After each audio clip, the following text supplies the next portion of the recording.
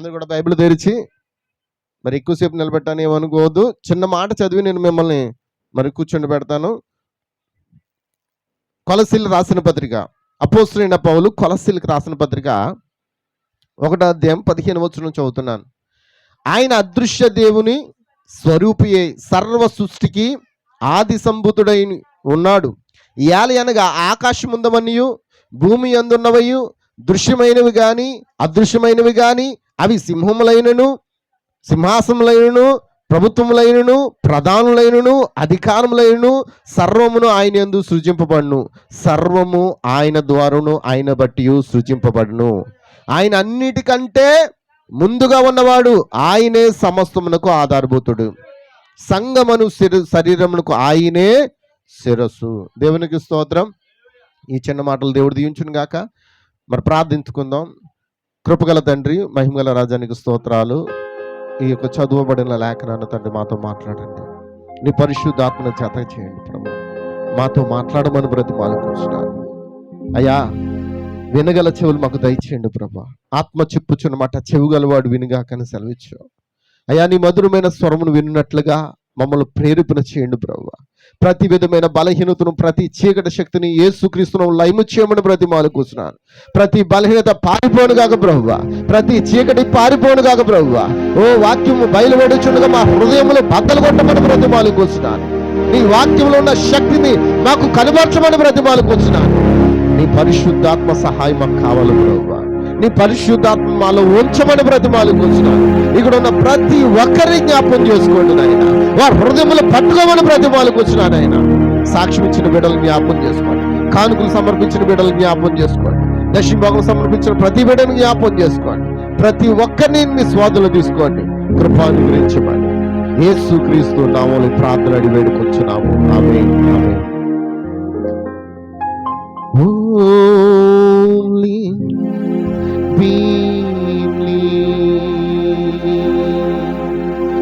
Holy believe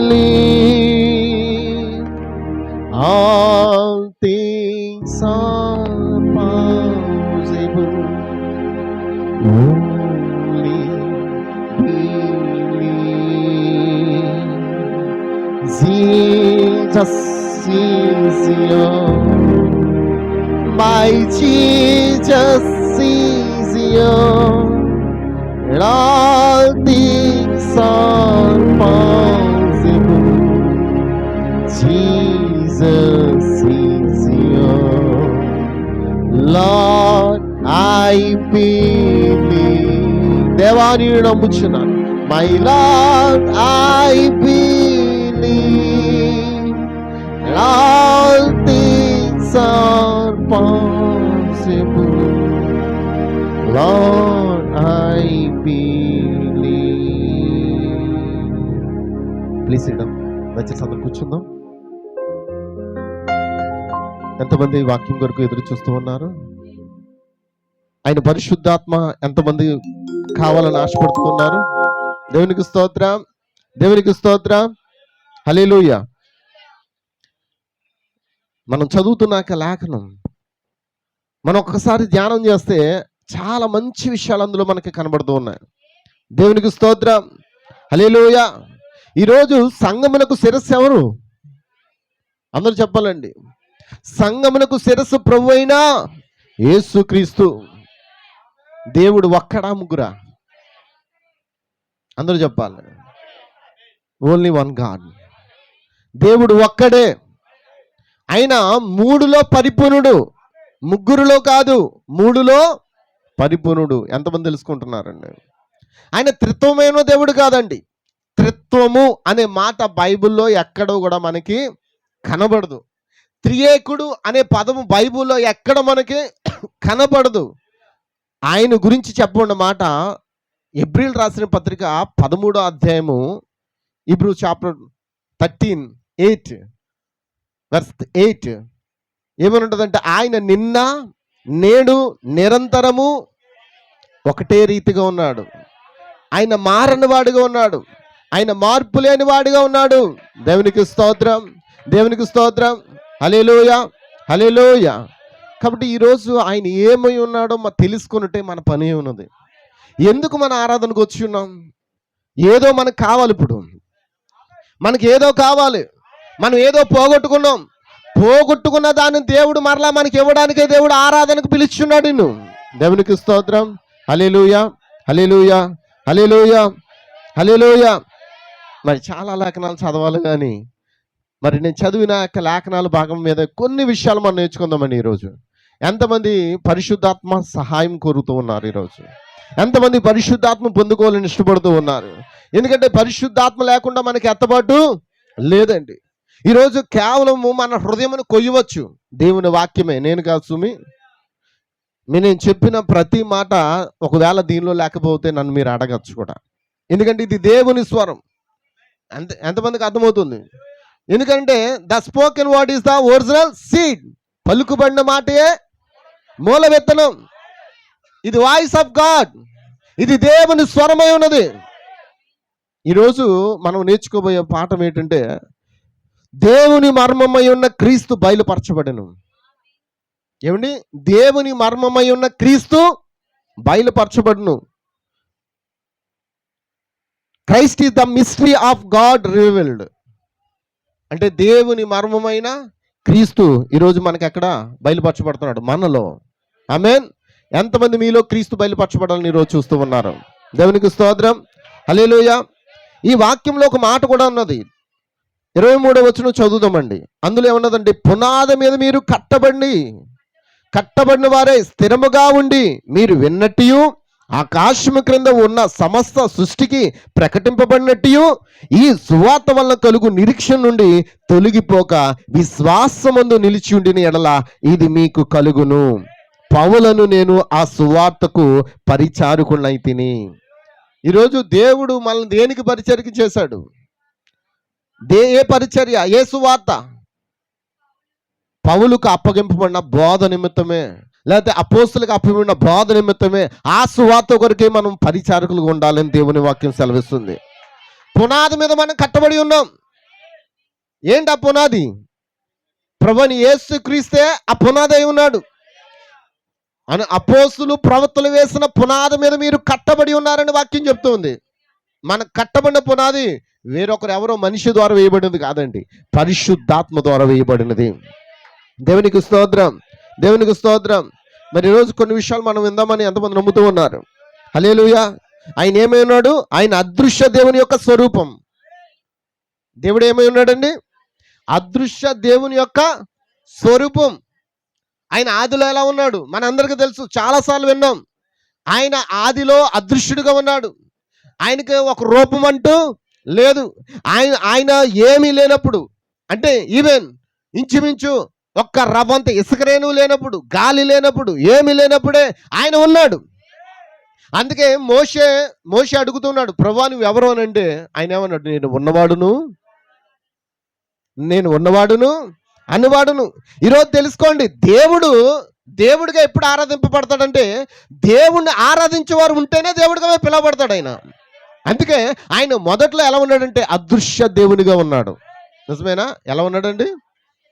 అదృశ్య దేవుని యొక్క స్వరూపమైన ఆయన పోలిక అంటే ఏంటి? చాలా మంది అనుకుంటారు పోలిక అంటే ఇమేజ్ అనుకుంటారు.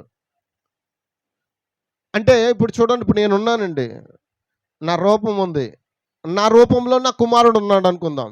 సేమ్ ఏమంటారంటే సేమ్ వాళ్ళ బాబు పోలిక అని అంటారు, అవునా కదా?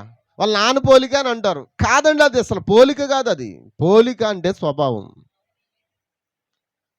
ఎంతమందికి అర్థమవుతుంది? పోలిక అంటే ఏంటండి? హల్లెలూయా. పోలిక అంటే ఏంటి? ఒకవేళ నా వల్లే మాట్లాడుతున్నాడు అనుకుందాం, నా వల్లే నడుస్తున్నాడు అనుకుందాం, నా వల్లే ప్రవర్తిస్తున్నాడు అనుకోండి, నేను చేయ కార్యాలే అతను కూడా చేస్తున్నాడు అనుకోండి, దాన్ని ఏమంటాం? అది స్వభావం అంటారు. అంతేగాని ఇప్పుడు నా రూపంలో వచ్చి నా ముఖంలో పుట్టి నాకు పోలికలో ఉన్నాడు కాబట్టి ఇప్పుడు నా వల్ల ఉండడానికి అతడు అర్హుడు? నా లోపల ఉన్న స్వభావం ఎలా ఉన్నదో ఆ బిడ్డలో అదే స్వభావం కనబడితే అతడు నిజముగా నా పోలికలో ఉన్నాడండి. నా మాటలు ఎంతమందికి అర్థమవుతున్నాయి? మీరు పట్టుకుంటే అర్థం చేసుకుంటారు. ఇప్పుడు దేవుని పోలిక అంటే ఏంటి? దేవుని పోలిక అంటే మట్టి కాదండి. యేసుక్రీస్తు మట్టి మానవుడిగా భూమి మీదకి వచ్చి ఉన్నాడు. ఆయన అదృశ్య దేవుని స్వరూపమై ఉన్నాడు. ఆయన అదృశ్య దేవుని స్వభావమై ఉన్నాడు. ఆయనలో గుణలక్షణాలు ఉన్నాయి. ఆయన దేవుడై ఉన్నాడు. నిజమేనా? ఆయన ఏమై ఉన్నాడో ఆయనలో ఉన్న సమస్తము యేసుక్రీస్తులో ఉన్నది. ఎంతమందికి అర్థమవుతుంది? దాన్ని బట్టే యేసుక్రీస్తుని మనం ఏమంటున్నాం? దేవుడు అని అంటున్నాం. అందుకే యేసు ప్రభు భూమి మీద ఉన్నప్పుడు ఏమన్నాడంటే, నన్ను మీరు నమ్మవద్దు కానీ నా తండ్రి క్రియలు నాలో ఉంటే మీరు నన్ను, ఎంతమందికి తెలుసండి ఆ మాట? మీరు నన్ను చూసి నమ్మకపోయినా పర్లేదు, నా తండ్రి క్రియలు నాలో కనబడితే మీరు ఏం చేయాలి? దేవునికి స్తోత్రం, దేవునికి స్తోత్రం. కాబట్టి ఇప్పుడు ఈ రోజున మనకి ఎవరి క్రియలు కనబడాలి? మనలో ఎవరి క్రియలు కనబడాలి? అమ్మ చెప్పండి. అందరూ కూడా అమ్మ, అందరూ ఇలాగా మనలో ఎవరి క్రియలు కనబడాలి? హల్లెలూయా, హల్లెలూయా. దేవుని క్రియలు అంటే ఏంటి? దేవుని స్వభావం, దేవుని స్వరూపం. ఎందుకంటే దేవుని మర్మమైన క్రీస్తు ఇప్పుడు ఈరోజు మనలో బయలుపరచబడాలి. ఆయన అదృశ్య దేవుని స్వరూపమైనాడు. ఆయన సర్వ సృష్టికి ఆది సంభూతుడై ఉన్నాడు. గమనించు, ఆయన లేకుండా ఏది కూడా సృష్టించబడలేదు. యేసుక్రీస్తు లేకుండా మనం లేము. హల్లెలూయా. ఎంతమందికి అర్థమవుతుంది? ఆయన అన్నిటికంటే ముందున్నవాడు. నిజమేనా? ఆయన అన్నిటికంటే, మరి యేసు ప్రభు ఆదాము కంటే ముందట వాడేనా? యేసు ప్రభు మోషే కంటే ముందట వాడేనా? యేసు ప్రభు ఇర్మియా కంటే ముందట వాడేనా? యేసు ప్రభు అసలు సర్వ సృష్టికి ముందట వాడేనా? ఆది లేనప్పుడే అంతము లేనప్పుడు ఆయన ఉన్నాడు. ఆయన ఏమై ఉన్నాడంటే ఆది అంటే అదృశ్య దేవుని యొక్క స్వరూపమై ఉన్నాడు. దేవునికి స్తోత్రం, హల్లెలూయా. అయితే మనము ఆయనకి ఎలా పుట్టాం? బైబిల్ చెప్తుంది, ఎఫెసీయులు రాసిన పత్రిక 1వ అధ్యాయంలో మనము సత్యవాక్యము ద్వారా ఆయనకు పుట్టి ఉన్నాం. ఎలా పుట్టామంటండి? అమ్మ వింటున్నారా? ఏదో మామూలుగా మనం పుట్టలేదండి ఆయనకి. ఆయన మనల్ని మామూలుగా ఏదో పాపం ద్వారా మనం కనలేదండి. మన తల్లిదండ్రులు మన పాపం ద్వారా భూమి మీదకి తీసుకొచ్చారు. కానీ యేసుక్రీస్తు అయితే సత్యవాక్యము ద్వారా, సత్యవాక్యం అంటే ఎవరు? ఆయనే. ఆది యందు వాక్యము ఉండును, వాక్యము దేవుని యొద్ద ఉండును, వాక్యమే దేవుడే ఉండును. ఆ వాక్యము ద్వారా, ఆ సత్యవాక్యము ద్వారా దేవుడు నిన్ను నన్ను కని ఉన్నాడంట. హల్లెలూయా, హల్లెలూయా. దేవునికి స్తోత్రం. ఎంతమంది సంతోషిస్తూ ఉన్నారండి? నీ ప్రణాళిక అర్థమవుతుందా? నీ ఉనికి ఏంటో తెలుస్తుందా? ఈ రోజున మన యొక్క పుట్టుక గురించి ఇంకా ఆలోచిస్తూ మనం ఇంకా చింతిస్తూ ఉన్నాం. మన పుట్టుక గురించి ఆలోచిస్తూ చింతించడం వల్ల ఏమీ లేదండి. ఏం చేయాలి?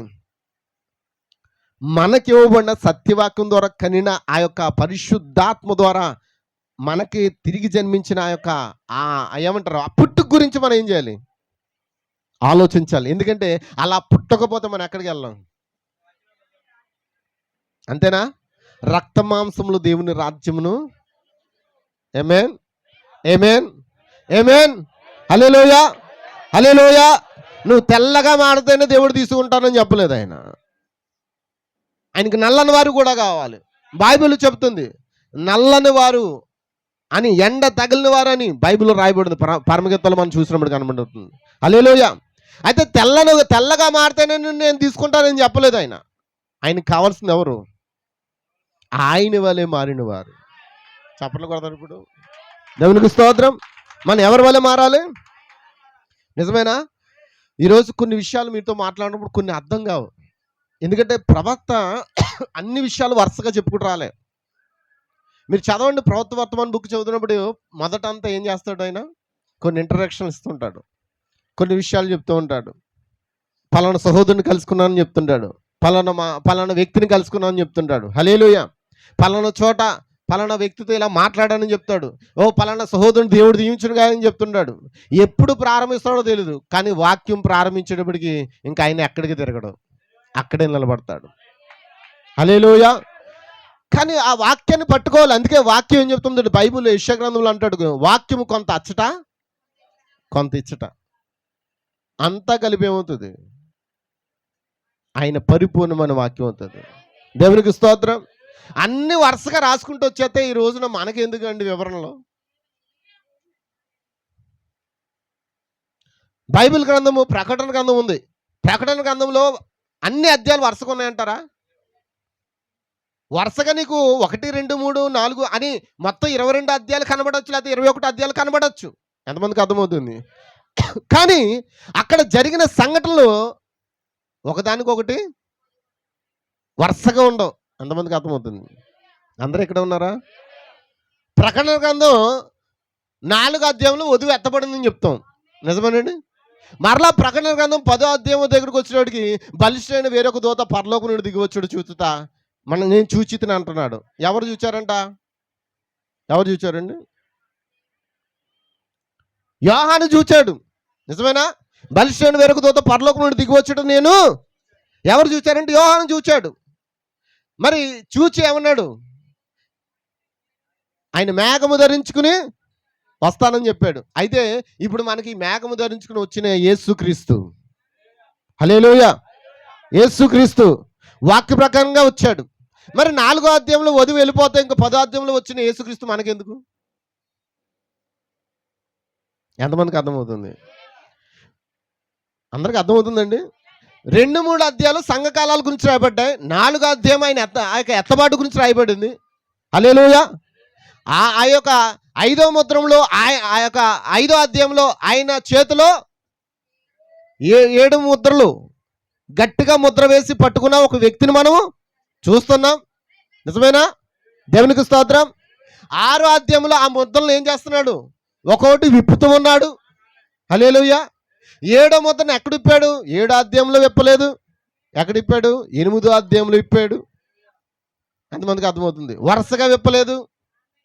మరియు ఆయన ఎక్కడికి వచ్చాడు? మళ్ళీ 10వ అధ్యాయంలో బలిష్ఠుని వేరొక దూతగా దిగి వచ్చాడు, నిజమేనా? దేవునికి స్తోత్రం, దేవునికి స్తోత్రం. అంటే బైబిల్ ఎలా రాయబడిందంటే పజిల్స్గా రాయబడింది. ఎలా రాయబడిందండి? ఆ పజిల్స్ని మనం ఏం చేయాలి? పజిల్స్ గేమ్ ఎంతమంది తెలుసా అండి? పజిల్స్ గేమ్ ఎప్పుడైనా ఆడారా? ఒక శరీర భాగమును విడివిడిగా ఇస్తారు మనకి. ఇచ్చినప్పుడు దాన్ని ఏం చేయాలి? మనం ఒక ఫ్రేమ్గా మనం దాన్ని చేయాలి, నిజమేనా? వాళ్ళు ఇచ్చిన ఒక బొమ్మ ఎలా ఉంటుందో సేమ్ అదే విధంగా దాన్ని ఈరోజు దేవుడు కూడా మన చేతిలో ఆ విధంగా ఈ పజిల్స్గా ఉన్న బైబిల్ని ఇచ్చాడండి. దీని సరైన క్రమంలో ఎక్కడ ముక్కు పెట్టాలో అక్కడ ముక్కు పెట్టాలి, ఎక్కడ కాలు పెట్టాలో అక్కడ కాలు పెట్టాలి, లేకపోతే ఆ రూపం ఏమవుదు, తయారవదు. దేవునికి స్తోత్రం. అందుకే మన వాక్యం చదువుతాం, కానీ ఆ వాక్యాన్ని ఈ కాలప్రవక్త ఎక్కడ ప్రారంభిస్తాడో తెలుసా? ఆ ప్రారంభించే సమయాన్ని కూడా మనం గుర్తించలేమండి. ఎందుకంటే అది ప్రవక్త కాదు, ప్రారంభించింది ఎవరు? ఎంతమంది దేవుడని నమ్ముతూ ఉన్నారు? The voice of God, the voice of. ఎందుకలా నువ్వు బోధించావు అని అనడానికి కూడా మనం సరిపోదు. ఎందుకంటే బోధించింది ఎవరు? అందరు ఇక్కడ ఉన్నారా? ఆమేన్. ప్రభువుని అడగలమా? ప్రభు మాకు ఎందుకు ఇలా బోధించావు? దేవునికి స్తోత్రం. ఏమండి, ఆయన ఉపమాన రీతిగా చాలా విషయాలు చెప్పుకొచ్చాడు, చెప్పాడా లేదా? అక్కడున్న ప్రజలకు ఉపమాన రీతిగా చాలా విషయాలు చెప్పాడు. కానీ శిష్యులు అడిగినప్పుడు ఏం చేశాడు? అయ్యే విషయాలు శిష్యులు అడిగారా లేదా? విత్తనాల కోసం బయట చెప్పాడా? అమ్మా, విత్తనాల కోసం ఏం చెప్పాడు? త్రోవ పక్కన పడిన విత్తనాల గురించి, ముళ్ళ పొదలో పడిన విత్తనాల కోసం, బండ మీద పడిన విత్తనాల కోసం, దున్నిన నేలలో పడిన విత్తనాల కోసం ఆయన మాట్లాడుతూ బయట అన్ని విషయాలు చెప్పుకుంటూ వచ్చాడు. శిష్యులు అన్నారు, ప్రభువా దీని అర్థం ఏంటని తర్వాత అడిగినప్పుడు దేవుడు వారికి ఏం చేశాడు? మీరు లోపలికి రండి. ఎక్కడ రావాలి అంటే అన్ని విషయాలు బయట బోధించబడదు. ఎంతమందికి అర్థమవుతుంది? ఈ కాలప్రవక్త ఈ వర్తమానంలో కూడా చెప్తూ ఉన్నాడు. ఏమనంటే ఒక మాట నేను చదువుతూ ఉన్నానండి. దేవునికి స్తోత్రం. హల్లెలూయా. అందరు ఇక్కడ ఉన్నారా? హల్లెలూయా. ఈయన దేవుని మర్మమైన క్రీస్తు బయలుపరచబడిన వర్తమానంలో ఏం చెప్తున్నాడంటే, నేను బయటకు వెళ్ళినప్పుడు నేను ఎక్కువగా లోతైన సంగతులు బోధించను. ఎందుకనగా అందులో చాలామంది అనుభవం లేని వారు ఉంటారు. ఎంతమందికి అర్థమవుతుంది? కానీ ఇక్కడైతే దేవుడు చెప్పమని నా హృదయంలో పెట్టిన దానిని నేను చెప్పు హక్కు కలిగి ఉన్నాను. ఇప్పుడు సేవకునికి హృదయంలో ఆ మాటను పెట్టివాడు ఎవరు? ఎంతమందికి అర్థమవుతుంది? హల్లెలూయా. ఎందుకంటే అతడు సంఘమునికి ఏమి చెప్పాలని ప్రార్థిస్తాడు. ప్రార్థించిన తర్వాత దేవుడు అతనితో మాట్లాడు బిగిన్ చేస్తాడు. ఇంకా చెప్పాలంటే ప్రార్థించినట్లే మాట్లాడు ఆయన. మరి ఎప్పుడు మాట్లాడతాడు? ఆయనకు ఒక సమయం కావాలి. ఆ సమయంలోని దేవుడు అతను దర్శిస్తాడు. అప్పుడే అతడు ఏం చేయగలుగుతాడు? ఆ మెటీరియల్ని తయారు చేస్తాడు. ఎంతమందికి అర్థమవుతుంది? హల్లెలూయా. కాబట్టి ఏమన్నాడంటే, బయటికి వెళ్ళినప్పుడు నేను ఎక్కువగా లోతైన సంగతులు నేను బోధించను. ఎందుకంటే చాలామంది అనుభవం లేని వారు ఉంటారు. మనం బయటకు పోయి 7 మొత్తల గురించి 7 సంఘాల గురించి ఏమో చెప్తే వాళ్ళకి ఏమైనా అర్థమవుతుందా? ఇప్పుడు రాకడ అయిపోయిందని బోధించమంటున్నారు. నేను బయటకు పోయి ఆ యొక్క కూటాల్లో కూర్చుని వాక్యం మైక్ తీసుకుని, ఓ సహోదరులారా మనకు రాకడ అయిపోయింది, మనం వెళ్ళడం మిగిలి ఉందని చెప్తే అక్కడ పక్క వాళ్ళు ఏమంటారు? ఎలా రాకడ అయిపోయిందో మాకు చూపించి అంటారు. నిజమేనా? ఎంతమందికి అర్థమవుతుంది? హల్లెలూయా. కాబట్టి ఈరోజు వాక్యమును మనం సరిగ్గా సరైన స్థానంలో పెట్టకపోతే మనం ఏమైపోతాం? జారిపోతాం. దేవునికి స్తోత్రం, దేవునికి స్తోత్రం. ఇప్పుడు దేవుడు ఏమై ఉన్నాడో కొన్ని విషయాలు మనం నేర్చుకుందామా? హల్లెలూయా. ఆయన ఏమై ఉన్నాడండి? అదృశ్య దేవుని యొక్క ఎంతమందికి మాటలు అర్థమవుతున్నాయి? హల్లెలూయా. ఆయన ఏమై ఉన్నాడు? ఆయన ఏమై ఉన్నాడు? ఆయన అదృశ్య దేవుని స్వరూపం. మరి నీవేమై ఉన్నావు?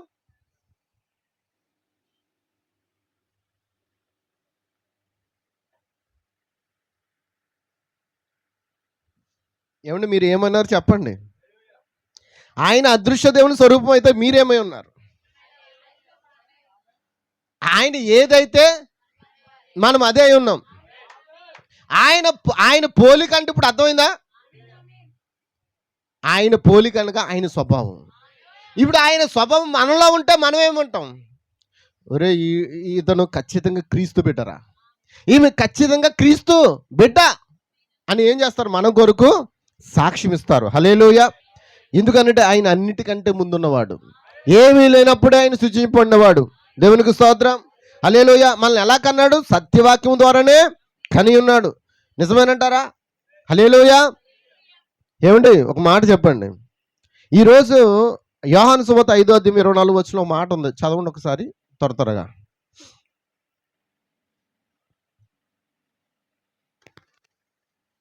ఎవరన్నా?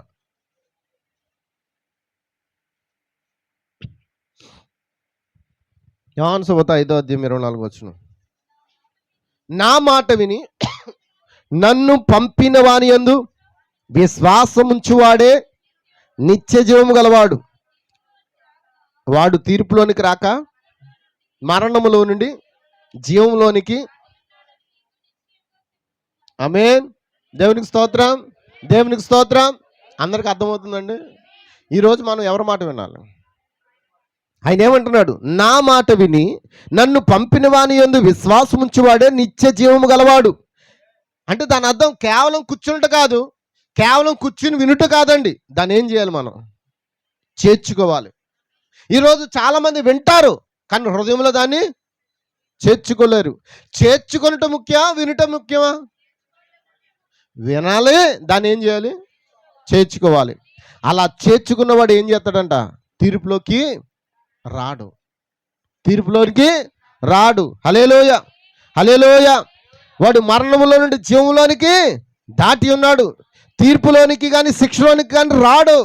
ఒక వ్యక్తిని వాక్యమైన వెలుగు తాకగానే అతడు ఎక్కడ పడి ఉన్నాడో ఆ విత్తనం ఏమవుతుంది? అది ముందుగా నిర్ణయించబడింది. కాబట్టి ఆ వెలుగు ఎప్పుడైతే ఆ విత్తనం మీద ప్రకాశిస్తుందో ఆ విత్తనం ఏం చేస్తుంది? ఆ వెలుగును తీసుకుంటుందా? స్వీకరిస్తుందా? స్వీకరించగానే ఆ విత్తనం ఏమవుతుంది? ఫలిస్తుందా? మరి ఈరోజు దేవుడు కూడా తన వెలుగును మన మీద ప్రకాశిస్తున్నాడు. అయితే ఇప్పుడు మనం ఏం చేయాలి? మనం స్వీకరించాలా? ఎంతమంది ఇక్కడ ఉన్నారండి? హల్లెలూయా. ఖచ్చితంగా మనం స్వీకరించాలంటారా? దేవునికి స్తోత్రం. నా మాటలు విని నిజమేనంటారా? ఆయన ఏమన్నాడు? నా మాటలు విని నన్ను పంపిన వాని యందు విశ్వాసముంచువాడు నిత్య జీవము గలవాడు. వాడు తీర్పులోకి రాక మరణములో నుండి జీవంలోనికి దాటి ఉన్నాడు. దేవునికి స్తోత్రం. హల్లెలూయా. ఆమేన్, ఆమేన్. ఎంతమందికి అర్థమవుతుందండి? అందుకే ఈరోజు ఆయన ఏమై ఉన్నాడో మనం తెలుసుకుందాం. హల్లెలూయా. నేను చిన్న మాట చదవాలని ఆశపడుతూ ఉన్నాను. నిజమేనంటారా? మరియు దాన్ని నెరుగు కాని వర్తమానంలో ఏం చెప్పాడంటే, గమనించండి, ఆయన అన్నిటికంటే ఎలా ఉన్నాడండి? ముందుగా ఉన్నాడా? ఆయన అన్నిటికంటే ముందుగా ఉన్నాడా? ఆయన సమస్తమునకు ఆధారభూతుడా? చూడండి, ఆయనే తండ్రి, ఆయనే కుమారుడు, ఆయనే పరిశుద్ధాత్మ. మరి ఏది కానీ ఆయన కంటే ముందుగా ఏది కూడా లేదని వాక్యం చెబుతుంది. పరలోకమందును భూమి మీదను దృశ్యమగున్నది అదృశ్యమగున్నది మరేది లేకముందే ఈ దేవుని కుమారుడు ఉన్నాడని ఎంతమంది నమ్ముతున్నారు? సింహాసనంలో ఆధిపత్యములు మరేమీ అక్కడ లేవండి. పరలోక సింహాసములు అయినా రాజ్యములనే ఏది ఆయన కంటే ముందు లేదు. నిత్యమునకు ఆవలున్న దేవదూతలు దేవుళ్ళు మరే గొప్ప సహజీతమైనవి ఏమీ లేనప్పుడే ఆయన అన్నిటికంటే ముందు ఉన్నవాడు. ఎంతమందికి అర్థమవుతుంది? హల్లెలూయా, హల్లెలూయా. ఈరోజు మనం కలిగి ఉన్న దేవుడు అండి ఎవరండి? అన్నిటికంటే ముందున్నవాడు, అందరికంటే ముందున్నవాడు, ఈ సృష్టి కంటే ముందున్నవాడు. అలాంటి గొప్ప దేవుడు మనం కలిగి ఉన్నందుకు చాలా సంతోషం అండి. హల్లెలూయా. నీవు నమ్ముచున్న దేవుని యొక్క స్వరూపులకు రావాలని దేవుడు ఆరాధన తీసుకొచ్చాడు. నీవు నమ్ముచున్న క్రీస్తు స్వరూపులకు రావడానికి దేవుడు నిన్ను పిలుచున్నాడు. హల్లెలూయా. చూడండి, ఆయన యొక్క రాకను సూచించి ప్రకాశించడి ఎర్రని దీపం అని వర్తమానం చెప్తున్నాడు. ఈ రోజున చాలా మంది ప్రజలు ఎలాంటి వర్తమానం వినగోరుచున్నారు, ఎలాంటి వర్తమానం ఇష్టపడుతున్నారు అనంటే, వారి భుజములు తడుతూ వారిని చక్కగా బ్రదర్ పర్వాలేదు అని నెమ్మదిగా నిముడుతూ చెప్పే వాక్యానికి అయితే వారు స్పందిస్తూ ఉన్నారు. కానీ ఉన్నది ఉన్నట్టు బోధించేదానికి మాత్రం ఎవరు కూడా చెవిని. ఇప్పుడు ఏది కావాలి మనకి? ఏది కావాలి చెప్పండి? ఏది కావాలి ఇప్పుడు నీకు? పరలోక రాజ్యానికి వెళ్ళడానికి ఉన్నది ఉన్నట్టు బోధించేదే నీకు కావాలి. లేదు, ఏదైనా పర్వాలేదు నీ భుజాలు తడుతూ పర్వాలేదులే అని నిముడుతూ చక్కగా నిన్ను ఏదో మాయ చేస్తూ కొన్ని మాటలు చెప్పుకుంటూ వెళ్ళిపోయే వాక్యం నీకు ఏమవుతుంది? నిన్ను ఆ రాజ్యానికి తీసుకుపోతండి. హల్లెలూయా. ఈరోజు చాలా మంది జనులు ఎలా ఉన్నారంటే, వాక్యమే చెబుతూ ఉంది, దురద చెవులు గలవారే తమ స్వకీయ దురాశను చెప్పున వారు ఏం చేస్తున్నారంటే అనుకూలమైన బోధను వెతుకుతూ ఉన్నారు. ఈరోజు మనకి అనుకూలమైన బోధ కావాలా, మనల్ని మార్చే బోధ కావాలా? అమ్మా అందరూ చెప్పండి, ఏ బోధ కావాలి నీకు? మనకు అనుకూలమైన బోధ కావాలా, మనల్ని మార్చే బోధ కావాలా? హల్లెలూయా. మనల్ని సరిచేసే బోధ కావాలా, మనం ఏది చేసినా ఖండించకుండా ఉండే చెప్పే బోధ కావాలా? అయితే గమనించుకోండి, ఆయన రాకడ రాబోతూ ఉన్నది. ఎర్రని దీపం వెలగబోతూ ఉన్నది. ఎర్రని దీపం దేనికి సాదృశ్యం? డేంజర్. ఆయన రాకడ బహు సమీపంగా ఉంది. ఇప్పుడు మనకి ఎలాంటి వాక్యం కావాలి? మనల్ని సరిదిద్ది ఆ రాజ్యానికి తీసుకుపోయే బోధ మనకు కావాలి. వీపుని నిమురుతూ చక్కగా కొన్ని మాటలు చెప్పి జోకులు చెప్పి నవ్విస్తూ చెప్పే వాక్యం మనకే అవసరం లేదండి. ఎంతమందికి అర్థమవుతూ ఉన్నది? హల్లెలూయా. చాలా మంది ఈరోజు ఎలా ఉన్నారంటే బుజ్జగించే మెత్తని ప్రసంగాలను కోరుతూ ఉన్నారు. అయితే గమనించండి, ఆయన దేవుడు, ఆయన నమ్మదగిన వాడు, ఆయన అదృశ్య దేవుని స్వరూపమై ఉన్నవాడు. ఆయన ఎలా ఉన్నాడో మనం కూడా ఎలా ఉండాలి? అదే విధంగా ఉండాలండి. దేవునికి స్తోత్రం. హల్లెలూయా. కానీ అన్ని సంఘ సంస్థల్లో ఆయనకి నమ్మకమైన ప్రజలు ఉన్నారంట. ఎంతమందికి అర్థమవుతుందండి? ఈ సంస్థని ఆ సంస్థని కాదు, కానీ ప్రతి సంఘ స్థాపనలో శాఖల్లో చాలా ఉత్తమమైన జనులు ఉన్నారు. కానీ వారు ఏ విధంగా వారి బంధకంలో ఉన్నారంటే, వారు ఏదో వారి ఆరాధనకు వస్తూ వారి ముడుపులేయో చెల్లించుకుంటూ మా పేర్లు ఆ యొక్క ఏంటది ఆ యొక్క సంఘపు బుక్లో మా పేర్లు రాయబడ్డామని సంతోషిస్తూ మేము పరలోక రాజ్యంలో ఉన్నట్టుగా వారు భావిస్తూ ఉన్నారు. కానీ మనకు ఉండవలసింది ఏంటంటే, క్రీస్తు రక్తము ద్వారా కొనబడి, క్రీస్తు రక్తము ద్వారా కడగబడి, క్రీస్తు రక్తము ద్వారా రాయబడిన గొర్రె పిల్ల జీవ గ్రంథంలో మన పేర్లు ఉంటేనే పరలోక రాజ్యంలో ఉంటాం. కానీ ఇప్పుడు ప్రజలు ఎలా ఉన్నారంటే, చాలా మంచి ప్రజలు ఉన్నారండి. సంఘశాఖలో చాలా మంచి ప్రజలు ఉన్నారు. దేవుడు అంటే ఎంతో భయం కలిగిన వారు ఉన్నారు. దేవుడు అంటే ఎంతో భక్తి కలిగిన వారు ఉన్నారు. కానీ వారి పరిస్థితులు ఎలా ఉన్నాయంటే, వారి యొక్క బంధకములతో కట్టబడి ఉన్నారు. కానీ చూడండి, దేవుడు కోరుకునేది యేసుక్రీస్తు రక్తము ద్వారా గొర్రె పిల్ల యొక్క గ్రంథములో మీ పేరు రాయబడి ఉండవలను. అలాంటి వారిని దేవుడు తీసుకుంటూ ఉంటాడు. దేవునికి స్తోత్రం. హల్లెలూయా, హల్లెలూయా, హల్లెలూయా. ఈరోజు మనకు సంఘంలో ఉండవలసింది ఏంటో తెలుసా? ఈ చివరి సంఘ కాలంలో ఉండవలసింది ఏంటో తెలుసా? ఈ మధ్యన మనకు అలాంటిది మనకు కనబడట్లేదు. ఏంటో తెలుసండి సహోదరులారా ఏమనుకోరు కదా. మీరు ఏమని అనుకున్నా సరే, అనుకోపోయినా సరే నేను చెప్తాను. ఎలా చెప్తున్నారని ఏమనుకోవద్దు.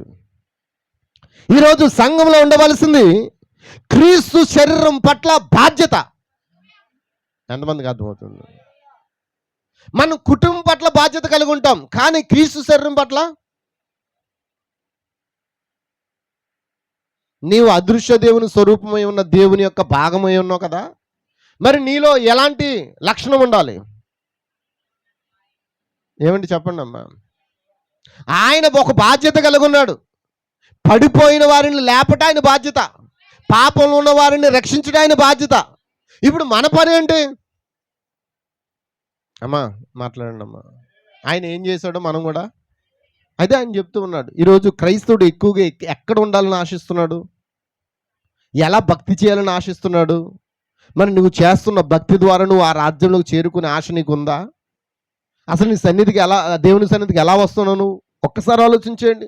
ఈరోజు సంఘంలో ఉండవలసింది ప్రేమ, కానీ అదే ఈ చివరి సంఘంలో లేదు. నిజమేనా? అందరూ ఒక్కసారి గట్టిగా ఆమె చెప్పండి. మీ ఆమెలు అసలు ఏమీ కూడా కదలలేదే.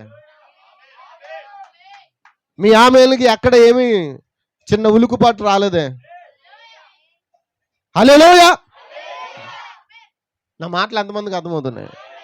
ఈరోజు సంఘంలో ఉండవలసింది, సంఘం అంటే ఏంటి? క్రీస్తు అనే శరీరం. ఆ శరీరంలో ఉండవలసింది ఏంటండి? ప్రేమేనా? అమ్మా చెప్పండి అమ్మా. అమ్మా చెప్పండి అమ్మా. సహోదరులారా, ఒకరోజు అనుకోకుండా ఈ చేతికి గాయమైంది అనుకుందాం. ఈ చెయ్య ఈ గాయం దగ్గరికి నేను వెళ్ళని చెప్తుందా? అందరు ఇక్కడ ఉన్నారా? ఒకరోజు ఈ కన్ను ఏడుస్తుంది అనుకుందాం. నువ్వు ఏడితే ఏడ్చావు, నేను మాత్రం ఏడ్నాను అంటది ఈ కన్ను. ప్రేమ అంటే ఏంటి?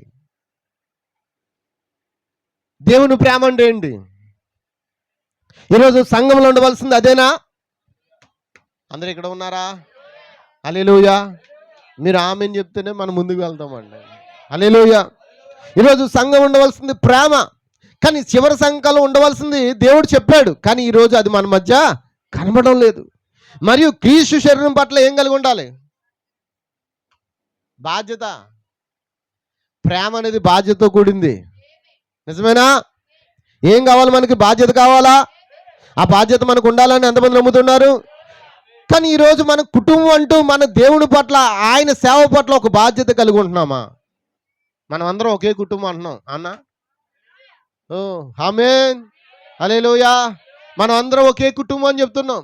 మరి ఆ కుటుంబాన్ని చెప్తున్న ఆ యొక్క సేవ పట్ల నువ్వు బాధ్యత కలిగి ఉన్నావా? దేవునికి స్తోత్రం, దేవునికి స్తోత్రం. హల్లెలూయా. ఈ రోజున సంఘంలో ఉన్న పరిస్థితుల గురించి దేవుడు మాట్లాడుతూ ఉన్నాడు. దేవుని మర్మమైన క్రీస్తు బయలుపరచబడిన వర్తమానంలో చెప్తూ ఉన్నాడండి. ఇది 63వ సంవత్సరంలో బోధించబడిన మాట. 42వ వచనంలో అంటున్నాడు, సహోదరుడు నెవిల్ ఎన్నో పోరాటములు, హృదయ వేదనలు ఎదుర్కొన్నాడు. ఈ ఆలయంలో అతడు వాటిని చూపించాడు. హల్లెలూయా. ఈ ఆలయంలో అతడు వాటిని చూపించడు. అయితే ప్రభు ప్రజల జీవితములను చూచు కృప నాకు ఇచ్చానని కాల్ప్రభు చెప్తూ ఉన్నాడు. హల్లెలూయా. గమనించండి, అతడు నిత్యముగా ఎన్నో శ్రమలు, బాధలు అనుభవించును. వాక్యమును తీసుకుని వచ్చుచున్న మోషే యొక్క చేతులను యెహోషువ, కాలేబులు ఎత్తి పట్టుకున్నట్లుగా మీరు ఆయన ఏం చేయాలి? ఎత్తి పట్టుకోమని ఈ కాల్ప్రభు చెప్తూ ఉన్నాడు. దేవునికి స్తోత్రం, దేవునికి స్తోత్రం. హల్లెలూయా, హల్లెలూయా. మీరు వర్తమానం బుక్ చదివితే మీకు చాలా విషయాలు అర్థమవుతాయండి.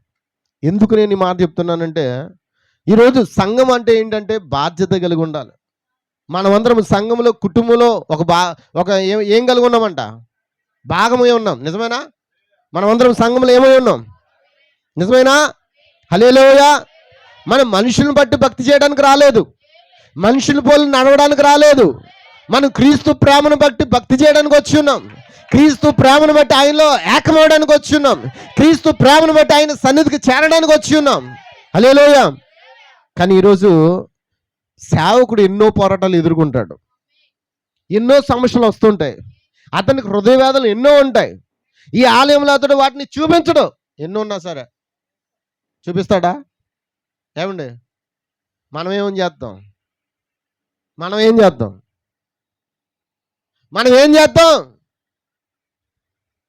ఇంట్లో సమస్య ఉంటే చాలు, దాన్ని తీసుకొచ్చి ఎక్కడ పెడతాం? ఏం మాట్లాడలేరా? ఎక్కడ పెడతావు నువ్వు? రోడ్డు మీద సమస్య ఉంటే నువ్వు ఎక్కడ పెడతావు? కానీ సేవకుడు ఎన్నో హృదయ వేదనలు కలిగి ఉంటాడు, ఎన్నో బాధలు కలిగి ఉంటాడు, ఎన్నో సమస్యలు కలిగి ఉంటాడు. కానీ ఎన్నడూ కూడా వాటిని సంఘంలో చూపించలేడు. ఎంతమందికి అర్థమవుతుందండి? మీ వంటి మనిషి కాదా సేవకుడు? మీకులాగే రోషం, మీలాగే ఏమంటారు దాన్ని, కోపం, మీలాగే ఏమి ఉండమంటావారా? ఎంతమందికి అర్థమవుతుంది? అమ్మ చెప్పండి అమ్మా. సేవకుడికి ఉన్న బాధలే విశ్వాసులకు ఉంటాయి, విశ్వాసులకు ఉన్న బాధలే సేవకుడికి ఉంటాయి. ఇంకో మాట చెప్తాను, మనము అనుభవించున్న ఆ యొక్క శోధనలో యేసుక్రీస్తు కూడా భూమి మీద ఉన్నప్పుడు అనుభవించున్నాడంట. అది ఏదైనా సరే నిజమేనంటారా? యవ్వన వయసులో వచ్చే శోధన కూడా ఆయన అనుభవించి ఉన్నాడు. నిజమేనా అమ్మ? అందరు ఇక్కడ ఉన్నారా? ఒక కుటుంబంలో వచ్చే ప్రతి సమస్యను కూడా ఆయన ఎరిగి ఉన్నాడు. నిజమేనా? ఆయన కూడా కలిగి ఉన్నాడు. నిజమేనంటారా? తన కుటుంబమే తనకు వ్యతిరేకంగా తిరిగింది. యేసుప్రభు కుటుంబం యేసుప్రభుకు వ్యతిరేకంగా తిరిగిందా లేదా? అందరూ ఇక్కడ ఉన్నారా? హల్లెలూయా! యేసుక్రీస్తు కుటుంబమే యేసుక్రీస్తుకు వ్యతిరేకంగా తిరిగింది.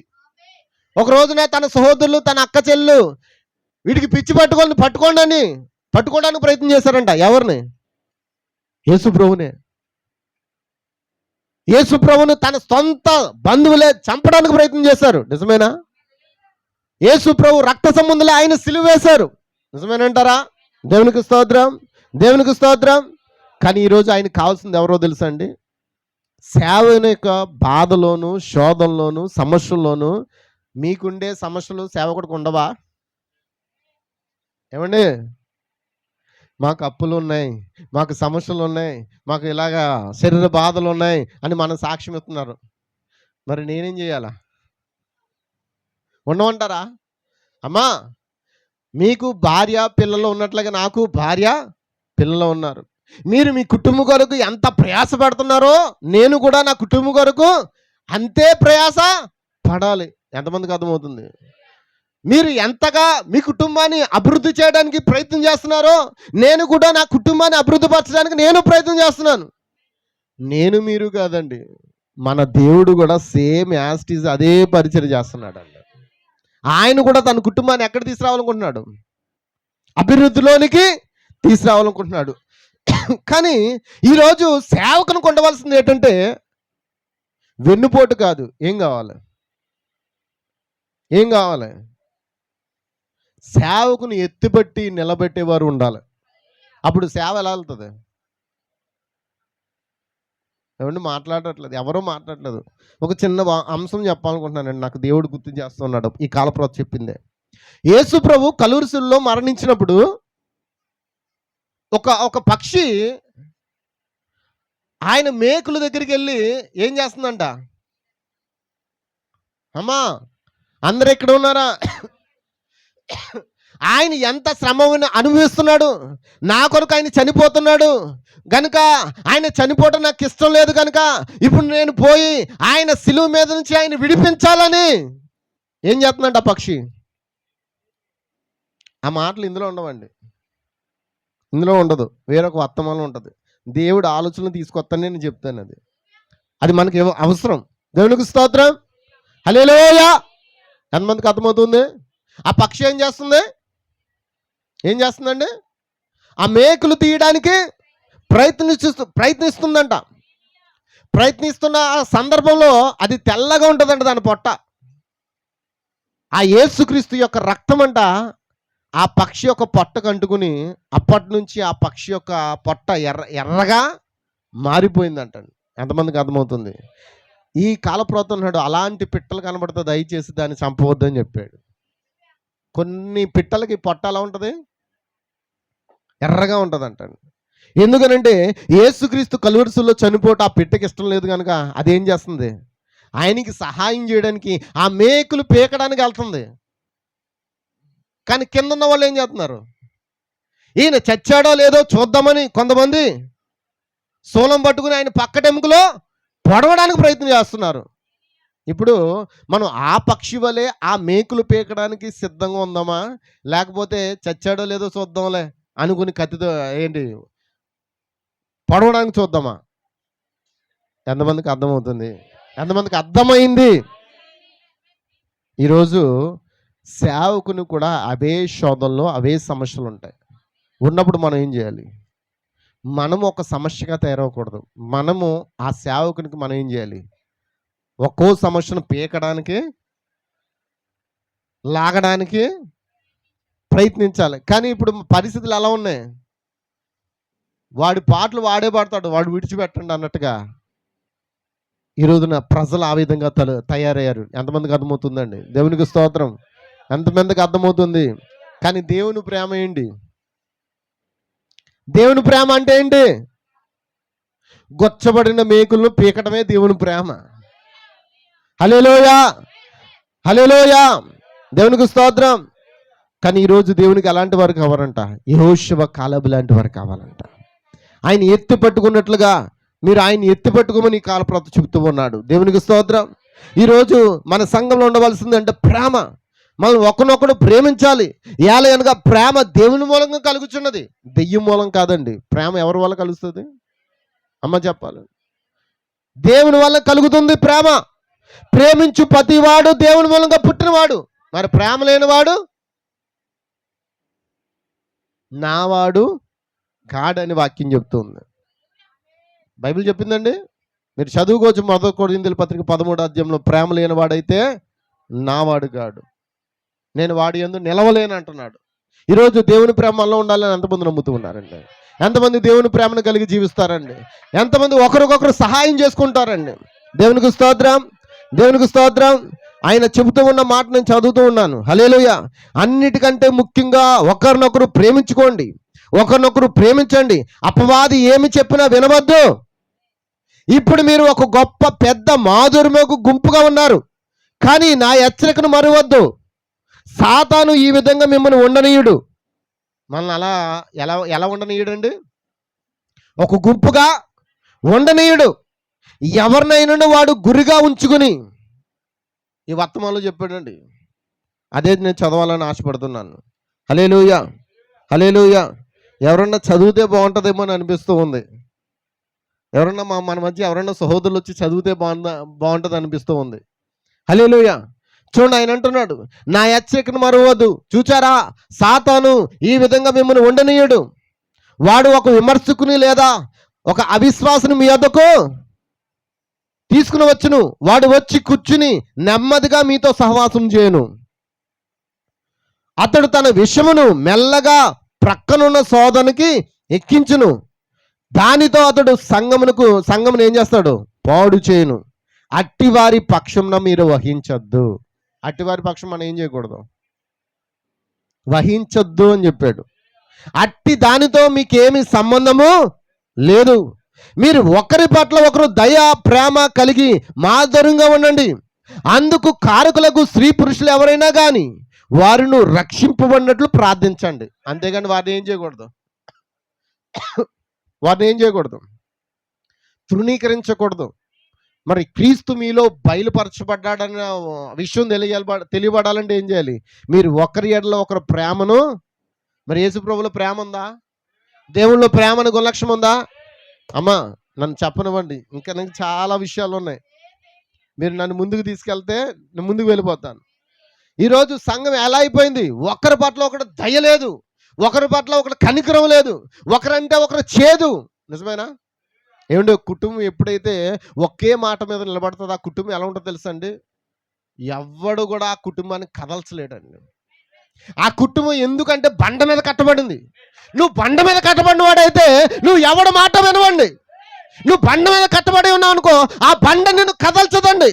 ఎందుకంటే నీ పునాది బండ మీద ఉంది కాబట్టి ఆ బండ యేసుక్రీస్తు. మరి మీ కుటుంబాలు ఎక్కడ కట్టబడ్డాయి? ఇప్పుడు క్రీస్తు అనే బండ మీద కట్టబడి ఉన్నదా? ఈ సంఘం ఎక్కడ కట్టబడింది? పేతురు బండ మీద కాదు, మనుషుల బండ మీద కాదు, సిద్ధాంతాల బండ మీద కాదు, క్రీస్తు అనే బండ మీద ఈ సంఘం కట్టబడి ఉన్నది. పేతురుతో చెప్తున్నాడు, పాతాళ లోక ద్వారములు దాని ఎదుట ఎవరైనా చెడగొట్టడానికి ప్రయత్నం చేసినా అది జరగదు, అది జరగదు. ఎందుకంటే అందరూ ఒకే మనసు కలిగి ఉంటారు, ఒకే ఆత్మ కలిగి ఉంటారు, ఒకే పరిశుద్ధాత్మ కింద వారు ఏకమవుతారు. దేవునికి స్తోత్రం, హల్లెలూయా. ఎంతమంది అర్థం చేసుకుంటున్నారు? కానీ ఎవరినైనా వాడు గురిగా ఉంచుకుని దాని అంతటిని పేల్చివేస్తాడంట. ఏం చేస్తాడు? ఒక్కడిని ఏం చేస్తాడంట? గురి చేయించుకుంటాడంట. ఎవడు పడిపోతాడు. జాగ్రత్త. ఏదైనా తోటలో అవ్వ పడిపోయినట్లుగానే సంగమా నీవు పడిపోవడానికి ఎంతో సమయం లేదు. వాడు ఎదురు చూస్తున్నాడు, ఎవడు దొరికితే ఎవరు మింగుతా అని ఎదురు చూస్తూ ఉన్నాడు. సంఘంలో వ్యతిరేకతను తీసుకురావడానికి, సంఘాన్ని బద్దలు కొట్టడానికి, సంఘంని ఐక్యత లేకుండా చేయడానికి. అయితే గుర్తించు, అలాంటి సహోదరుడు మీ మధ్య కనబడినప్పుడు అతన్ని తోలివేయద్దు సుమి. అతను నువ్వేం చేయాలి? అతని కొరకు నువ్వేం చేయాలి? అమ్మా చెప్పండి అమ్మా, ఏం చేయాలి? నీ కొడుకు తప్పు చేస్తా నువ్వేం చేస్తావు? తోలేస్తున్నావు బయటికి. కోపం ఏమంటావంటే మన భోజన బ్రదర్ ఎన్నిసార్లు ఒరే బ్యాగ్ కట్టుని వెళ్ళిపోరా అంటే ఆడు బ్యాగ్ కట్టుని వెళ్ళిపోయి 2 రోజులు 3 రోజులు రాకపోతే మళ్ళీ వాళ్ళు మిస్సెస్ ఏం చేసేది? నువ్వు తీసుకొస్తావా లేదా అని ఆయన టార్చర్ పెడితే, పాస్టర్ గారు ప్రార్థన చేయండి, ఆడు ఎక్కడ ఉన్నాడు, ఆడు మళ్ళీ ఇంటికి రావాలి. పాపం సహోదరుడు ప్రార్థించాడు, నేను ప్రార్థించాను, ఎన్నిసార్లు తప్పిపోయి తిరిగి వచ్చాడు. ఎంతమందికి అర్థమవుతుంది? అలాంటి వ్యక్తులు మన మధ్య ఉండవచ్చు. కోపములు, ద్వేషములు, అసూయలు లేపేవారు మన మధ్య ఉండవచ్చు. కానీ వారిని మనం ఏం చేయాలి? తోసివేయకూడదు. ఏం చేయాలి? నేను చెప్తాను, బ్రదర్ విడిచిపెట్టండి, ప్రార్థన చేయండి అంటాను. నేను తట్టుకోలేకపోతున్నాను. ఏ బ్రదర్ అన్నారా? నేను తట్టుకోలేకపోతున్నానండి, తోలేస్తానండి. వద్దు బ్రదరు, మళ్ళీ తోలేస్తారు. సిస్టర్ గారు మళ్ళీ కోపపడడం మామూలే. ఆడి తర్వాత నువ్వే తోలేసావని అంటారు. తర్వాత మళ్ళీ ఏమండి పాస్టర్ గారు ప్రార్థన చేయండి అంటారు. ఇంటికి వచ్చింది తోలేకుండా మౌనం ఊరుకోండి, ప్రార్థన చేయండి అని ఆ బ్రదర్కి ఎన్నోసార్లు సలహా ఇచ్చాను. నిజమే బ్రదర్? ఈరోజు వాక్యం అదే చెప్తుంది. అలాంటి వ్యక్తులు మన సంఘంలోంచి ఏం చేయకూడదంట. అమ్మా చెప్పండి అమ్మా. ఎందుకంటే తప్పు చేసింది ఎవరు? వ్యక్తి కాదు, ఆ వ్యక్తిలో పని చేస్తున్న దురాత్మ తప్పు చేస్తుంది కనుక నువ్వు తప్పు పట్టవలసింది ఎవరిని? దురాత్మనే, వ్యక్తిని కాదు. ఎంతమందికి అర్థమవుతుంది? ప్రవక్త ఖచ్చితంగా చెప్పాడు. కాబట్టి నువ్వేం చేయాలి? వాడు ఒక విమర్శకుని లేదా ఆ విశ్వాసం మీ మధ్యకు తీసుకుని వచ్చును, వాడు వచ్చి కూర్చుని నెమ్మదిగా మీతో సహవాసం చేయను, అతడు తన విషయమును మెల్లగా పక్కనున్న సోదరునికి ఎక్కించును, దానితో అతడు సంఘమును పాడు చేయను. అట్టి వారి పక్షం మీరు వహించవద్దు, అతనితో మీరు ఏకీవించవద్దు. వహించదండి ఏంటి? ఆ విషయాలకు మీరు ఏం చేయాలి? సహోదరుడా ప్రార్థిద్దాం. ఒకవేళ నా మీద కంప్లైంట్ చెప్పినా మీరు ఏం చేయాలి? మీ సహోదరుడి మీద కంప్లైంట్ చెప్పినా మీరు ఏం చేయాలి? ఒకవేళ సేవకురాల మీద కంప్లైంట్ చెప్పినా మీరు ఏం చేయాలి? ఏం చెప్పాలి? సహోదరుడా, అతడు కూడా మానవుడే కదా, అతడు కూడా మనిషే కదా, మనం ఏం చేద్దాం?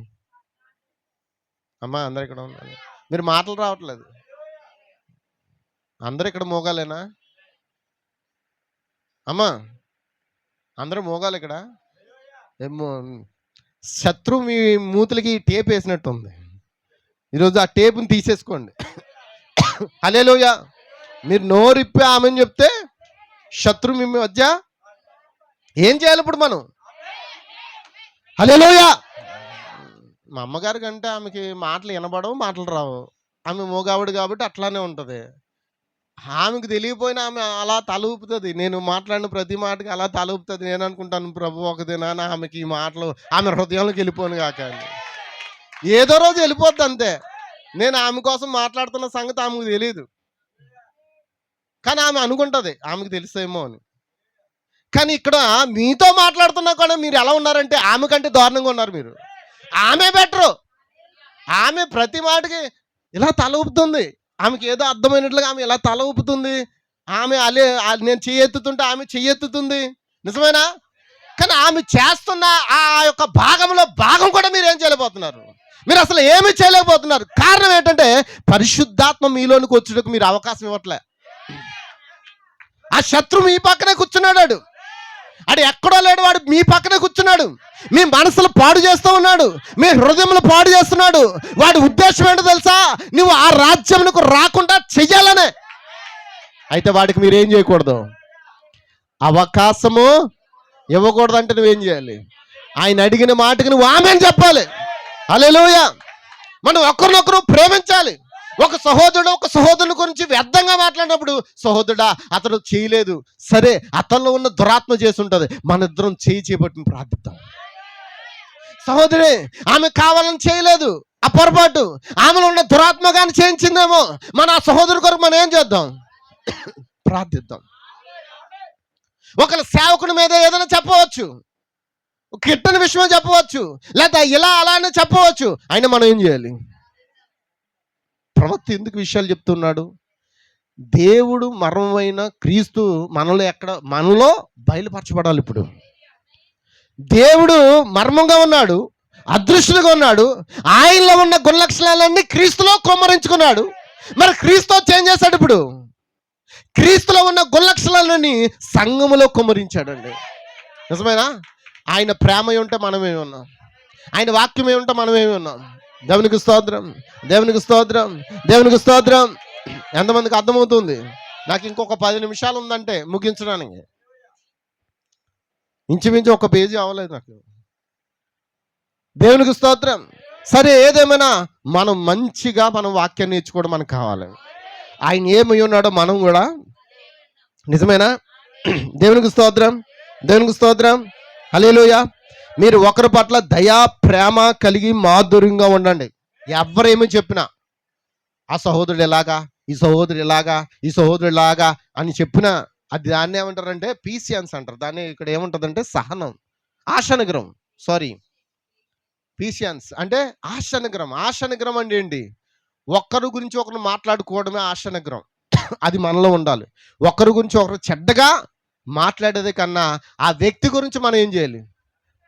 ప్రభువా, మా సహోదరుడు ఇలా చేశాడు ప్రభువా, అతడు కాదు ప్రభువా, అతను ఉన్న దురాత్మను బంధించు ప్రభువా అని నువ్వేం చేయాలి? కానీ ఈరోజు మనం ఏం చేస్తున్నాం? అందులో ఉన్న దురాత్మ ఇంకా గట్టిగా పనిచేసినట్లుగా అతని గురించి మనం ఏం చేస్తున్నాం? చెడ్డగా మాట్లాడుతున్నాం. చెడ్డగా ఎప్పుడైతే మాట్లాడుతున్నామో అతనిలో ఉన్న దురాత్మ ఏం చేస్తుంది? ఇంకా చెడ్డం చేస్తుంది, ఇంకా చెడ్డం చేస్తుంది. అదే సమయం నువ్వు అలా మాట్లాడే సమయం నువ్వు దేవుని దగ్గర మాట్లాడావనుకో, ఆ యొక్క సహోదరుని ఏం చేస్తుంది? కాపాడుతుంది అంటారా?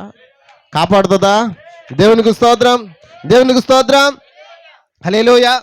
ఆయన అంటున్నాడు, స్త్రీ పురుషులు ఎవరైనా వారి గురించి మీరు రక్షించబడినట్లు ప్రార్థించండి, వారి కొరకు మాత్రము ప్రార్థించండి, మీరందరూ అత్తుకొని ఉండండి.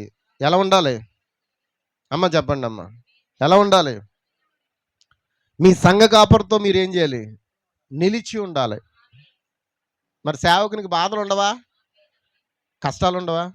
చెప్పండి. ఎప్పుడైనా ఏనాడైనా పాస్టర్ గారు మీకు ఏమైనా సమస్యలు ఉన్నాయని అడిగిన వాళ్ళు ఎవరన్నా ఉంటే చేతులు ఎత్తండి. మేము అడిగామండి, పాస్టర్ గారిని అడిగామనండి. అడిగారు ఎవరన్నా? ఆయన పాస్టర్ గారికి ఏ సమస్యలు ఉండవు, ఎందుకంటే ఆయన దేవుడు, నేను దేవుని కాదమ్మా, నేను మీ వంటి మనుషుణ్ణి.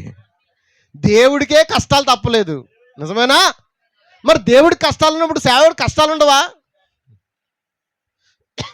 మాట్లాడలేదు ఎవరండి? అమ్మ మాట్లాడండి. ఆమేన్. మరి ఎప్పుడైనా మీ పాస్టర్ గారిని ఎప్పుడైనా అడిగారు మీరు? పాస్టర్ గారు ఏంటి, ఏమైనా సమస్య ఉందా, ఎందుకు డల్లగా ఉన్నారు, ఏదైనా సమస్య ఉందా అని ఎప్పుడైనా మీరు మాట్లాడారా? మీరు ఏదైనా మాట్లాడితేనే కదా సేవకుడు ఏదైనా ఇప్పి మాట్లాడుకోగలుగుతాడు. నిజమేనా? ఒకరి పట్ల ఒకరు దయ కలిగి ఉండడం అంటే అదే. హల్లెలూయా. దేవునికి స్తోత్రం. ఒకరి కుటుంబం కొరకు ఒకరు మనం ప్రార్థించడమే. ఇప్పుడు నువ్వు డబ్బు సాయం చేయక్కర్లేదు, ఏం సాయం చేయాలి?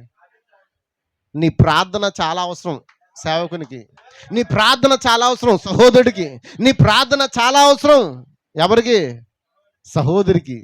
నిజమేనా? దేవుడికి డబ్బు అవసరమా? ఆయన ఏమన్నా పేదోడా? ఏమన్నా ఆయన పేదోడేమన్నా? ఆయన కృపలో ఐశ్వర్యవంతుడు. కృపలో ఆయన ఐశ్వర్యం కలిగిన దేవుడు. వాళ్ళేమో ఇచ్చి శోధిస్తున్నారంట, మనమేమో ఇవ్వకుండా అమ్మా అందరు ఎక్కడ ఉన్నారా? వాళ్ళు ఇచ్చి శోధిస్తున్నారండి. ఎలాగా? అన్నేసి లక్షలు వాటర్ బాటిల్ కోసము, ఫ్రూట్స్ కోసము, పుల్లల కోసము, కరెంటు కోసము, ట్యూబ్లైట్లకంట 13 లక్షలంట. Oh my God! అందులో వేసే నా దగ్గర ఉందండి వీడియో. అయ్యి బాబోయ్! ఇంచుమించు స్థలం కోసం 9 లక్షలంట రెంట్. ఎన్ని రోజులకి? 3 రోజులో 4 రోజులో మరి 9 లక్షలు రెంట్ అంట. మన కోటాలు పెడితే అసలు మనకేమైనా బాధ్యత ఉంటుందా? ఫాస్ట్ గారే చూసుకుంటారు. ఎవరు చూసుకుంటారు? ఉప్పు అయినా, కారం అయినా, చింతపండు అయినా, నూనె అయినా ఎవరు చూసుకుంటారు? ఫాస్ట్ గారే చూసుకుంటారు. ఫాస్ట్ గారు ఎక్కడ చూసుకుంటారు? ఫాస్ట్ గారికి ఉప్పు పండించడానికి ఉప్పు మొల్ల ఉంది, నూనె పండించడానికి చెట్లు ఉన్నాయి, చింతపండు తీయడానికి చింత చెట్టు ఉంది, నిజమేనా? పప్పు పండించడానికి కందిపప్పు తోట ఉంది, నిజమేనా? అమ్మా అందరమ్మా అమ్మ నిజమేనా? మాట్లాడలేదు. నా దగ్గర ఉన్నది ఏంటో తెలుసా? దేవుడు అనే జీవవృక్షం తప్ప మరొకటి ఏమీ లేదండి. హల్లెలూయా! ఏది కావాలైనా ఆయన వృక్షం దగ్గరకు వచ్చి ప్రార్థిస్తాను. ఎక్కడ తీసుకురావాలో ఆయనకు తెలుసు. ఈ 8 సంవత్సరంలో ఎన్నోసార్లు మనం కోటాలు పెట్టుకున్నాం, ఎన్నో పెద్ద కోటాలు పెట్టాం, కానీ ఏది కూడా ఇబ్బంది కలిగేలా దేవుడు చేయలేదండి. అన్ని సమృద్ధిగా చేశాడు. దానికి కారణం ఎవరంటే మీలో దేవుడు కొంతమంది లేపాడు. అందరిని కాదు, కొంతమందిని. నువ్వు లేపబడాలి, నా చెయ్యి బలపరచు ప్రభువా, నేను ఇవ్వాలనే ఆశ ఉంటే దేవుడు నీ చేతిని ఏం చేస్తాడు? అవునా కాదా? దేవునికి స్తోత్రం. ఇప్పుడు చెప్పండి, మీ సంఘ కాపురితో మీరు నిలిచి ఉంటారా? ఆయన మీ కాపరి, మీరు ఆయన ఏం చేయాలి? గౌరవించవాలని చెప్పాడు. చెప్పడండి, గౌరవించవాలని చెప్పాడు. హల్లెలూయా! హల్లెలూయా! అతను మిమ్మల్ని నడిపిస్తాడు.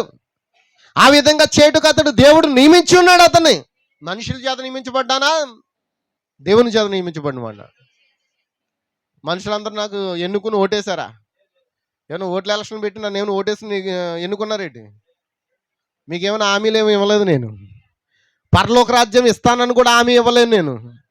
నీకు నాకు ఇవ్వవలసిన వాడు ఆయన, నీకు నాకు ఇవ్వాల్సిన ఎత్తబాటు ఆయనే, నీకు నాకు ఇవ్వాల్సిన రాకడ ఆయనే. ఆయన ఇవ్వాలి తప్ప నేను ఇచ్చేది ఏమీ, కేవలం నేను ప్రార్థన చేయడం తప్ప ఏమీ చేయలేను. అంత బలహీనుని, అంతమందికి అర్థమవుతుంది. కానీ ఆయన తన కృప ద్వారా బలవంతులుగా మారుస్తున్నాడు. మనందరినీ దేవుడు ఎలా మారుస్తున్నాడు? నిజమేనా? ఆమేన్, ఆమేన్. నన్ను ఇంకా ముందుకు తీసుకెళ్తారా? ముందుకు వెళ్దామా, ఆపేసుకుందామా? అమ్మ చెప్పండి. ఆయన అదృశ్య దేవుని స్వరూపము, ఆయనలో ప్రేమ ఉంది, ఆయనలో తండ్రి అని గుణలక్షం ఉంది, ఆయనలో కుమారుడు ఉన్నాడు, ఆయనలో పరిశుద్ధాత్మ ఉంది. ఆయనలో ఏదైతే ఉన్నదో మనలో కూడా అదే ఉండాలి. ఈ రోజున దేవునికి స్తోత్రం. చూడండి, గమనించండి. అక్కడ అంటున్నాడు, శత్రువు వచ్చి ఏం చేస్తాడంటే అతడు ఎక్కువగా ఒక వ్యక్తిని వాడుకుంటాడంట.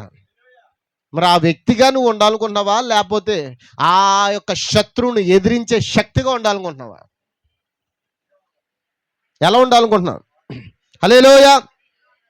అపవాది వాడుకొని విరోధైన వ్యక్తి బయటికి పోవును, కానీ అతడు కొరకు ప్రార్థించండి. ఒకవేళ అతడు మరలా లోనికి వచ్చి మీలో ఒక్కడుగా ఉండును. ఎలా ఉందాం ఇప్పుడు? అపవాది వాడుకొని బయటికి వెళ్ళిపోయి వ్యక్తిగా ఉందామా? ఒకవేళ అతడు గురించి ప్రార్థిస్తే మరలా అతడు ఏమవుతాడంట? మళ్ళీ లోపలికి వచ్చి మీతో ఒక్కడే ఉంటాడంట. అది అంతే. అతని నుండి మిమ్మల్ని వేరుపరచుకోవద్దు, మనమందరం ఒకటే.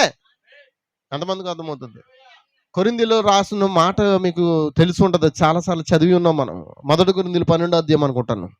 నా ఎడమ చేయి మంచిది కాదని నా కుడి చేయి అనుకుందాం. ఇప్పుడు ఏం చేయాలి? కుడి చేయి వచ్చి ఎడమ చేయండి నరికేస్తుందా? అమ్మ అందరు ఎక్కడ ఉన్నారు? అమ్మాయ తల్లులారా, అన్నలారా, వినబడుతుందా? హల్లెలూయా!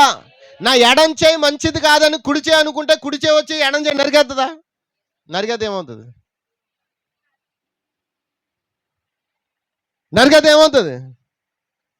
నువ్వు చెయ్యాల్సింది ఏదో నువ్వు పూర్తిగా చెయ్యలేవు.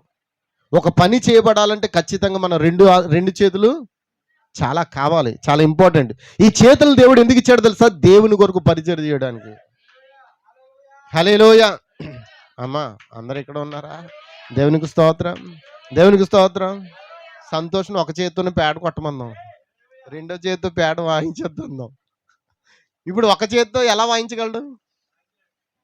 కొడతాడు, ఒక ఏదో మ్యూజిక్ వస్తుంది టిక్ టిక్ టిక్ టిక్ అంటూ. ఇంకో బిట్టేద్దాం అనుకుంటాడు, మాడదాం అనుకుంటాడు, ఏమవుతుంది? రెండో చెయ్య అవసరం. నిజమేనా? మొన్నటికి వారు పాపం ఒకటే కొట్టి కొట్టి కొట్టి కొట్టి కొట్టి ఇప్పుడు రెండో దాన్ని తెచ్చుకున్నాడు. ఇప్పుడు నిజమేనా? ఎంతమందికి అర్థమవుతుంది? రెండోది ఏంటి అంటే దాని సపోర్ట్. అది అలవాటు అయిన దాకా తనకి ఇబ్బందే. అలవాటు అయిపోయిన తర్వాత ఎలా ఉంటుంది తెలుసా? పరిచర్లో అది ఒక భాగంగా మారిపోద్ది. నాకు ఇబ్బందిగా ఉంది, నేను నరికేస్తానంటే కుదరదు అక్కడ. ఒకప్పుడు ఒంటరిగా ఉంది. నిజమేనా? ఒకప్పుడు నేను ఒంటరిగా ఉన్నాను, ఒంటరిగా పోరాడాను, ఒంటరిగా వెళ్ళాను. ఇప్పుడు దేవుడు ఏం చేశాడు? నాకు ఒక జంటని ఇచ్చాడా? ఇప్పుడు జంటగా నేనేం చేయాలి? జంటగా దేవుని పరిచర్లో ముందుకే సాగాలి. నేను ఒంటరిగా సాగుతానంటే కుదరదు. ఒంటరి అయిన వాడు ఏమైపోతాడు? తొంటరి అయిపోతాడు. దేవునికి స్తోత్రం. కానీ ఇప్పుడు సంతోష్కి రెండో పేడ వచ్చింది, భాగం వచ్చిందనే కదా దాని అర్థం. ఎంతమందికి అర్థమవుతుంది? ఈరోజు కుడి చేయి ఎలాగో ఎడం చేయి కూడా అంతే. మీకు ఒక మాట చెప్తాను, ఎంతమంది తెలుసో మరి నాకు తెలియదు, కానీ కుడి చేతితో చేసింది ఎడం చేతికి తెలియకూడదు. ఏంటి అది విషయం? ఏంటి అది? ఒక మాట చెప్పండి అమ్మా. కుడి చేతికి చేసింది ఎడం చేతికి తెలియకూడదు అంటే ఏంటి? ఏంటండి? కుడి చేయి అంటే ఏంటి? ఎడం చేయండి ఏంటి? నీ కుడి చేతితో ఇచ్చింది ఎడం చేతికి తెలియకూడదు అంట. ఎలాగా చెప్పండి అమ్మా, చెప్పండి, మాట్లాడండి. దేవునికి స్తోత్రం. మన ముగింపులోకి వచ్చాం. చెప్పండి. కుడి చేతి ఇచ్చింది ఏమండి? అది కుడి చెయ్యేమో నువ్వైతే, ఎడం చెయ్యి ఎవరు? నీ భార్య. కుడి చేతి ఇచ్చింది ఎడం చేతికి తెలియకుండా నువ్వు ఇచ్చేది నీకు తెలియకుండా ఉండదు ఏంటి? కానీ దాని అర్థం ఏంటంటే నీలో ఉన్న భాగానికి మరొకరికి ఎవరికి. కానీ ఇప్పుడు మనం ఏం చేద్దాం దేవునికి ఇచ్చే విషయంలో? ఏమైనా నేను ఇంత ఇద్దాం అనుకున్నానే దేవునికి అని నువ్వు ఎప్పుడైతే భార్యతో చెప్పావో, భార్య ఏం చేస్తుంది? ఎక్కడ కుదురుతుంది?